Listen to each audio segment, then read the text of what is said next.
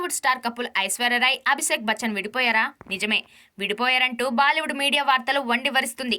ఐశ్వర్య రాయ్ ప్రస్తుతం తన కుమార్తెను తీసుకొని భర్త అత్తమామల ఇంటి నుంచి దూరంగా వెళ్లిపోయి తన తల్లితో కలిసి ఉంటుందనే న్యూస్ గుప్పుమంది. గత కొన్నేళ్లుగా ఐష్కి అభిషేక్ మధ్యన విభేదాలున్నాయి. విడాకులు తీసుకోబోతున్నారనే ప్రచారం జరిగినా ఇంత గట్టిగా ఎప్పుడు మీడియాలో కనిపించలేదు.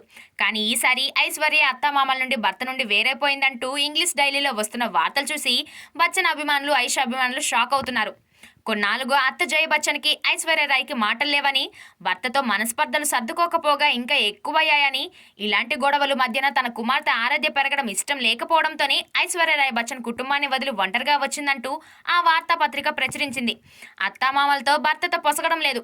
ఈ విభేదాలు రోజు రోజుకి ఎక్కువ అవుతున్నాయి. కానీ తగ్గకపోవడంతోనే ఐష్ తన తల్లి సలహాతో బచ్చన్ ఫ్యామిలీని, భర్తని వదిలేసినట్లుగా ఆ పత్రిక ముద్రించింది. ప్రస్తుతం భర్త కుటుంబంతో ఐష్ దూరంగా ఉంటున్నప్పటికీ భర్తకి ఇప్పుడప్పుడే విడాకులు ఇచ్చే ఆలోచన లేనట్లుగా చెబుతున్నారు.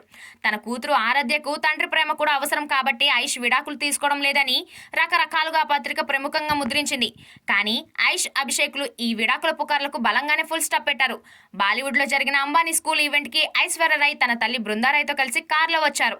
అభిషేక్ బచ్చన్, అమితాబ్ బచ్చన్ మేనల్లుడు అగత్య నందతో కలిసి ఆ ఈవెంట్ కు వచ్చారు. ఆ తర్వాత ఐశ్వర్య రాయ్ అభిషేక్ తో కలిసి నడుస్తూ ఓ వీడియోలో కనిపించింది.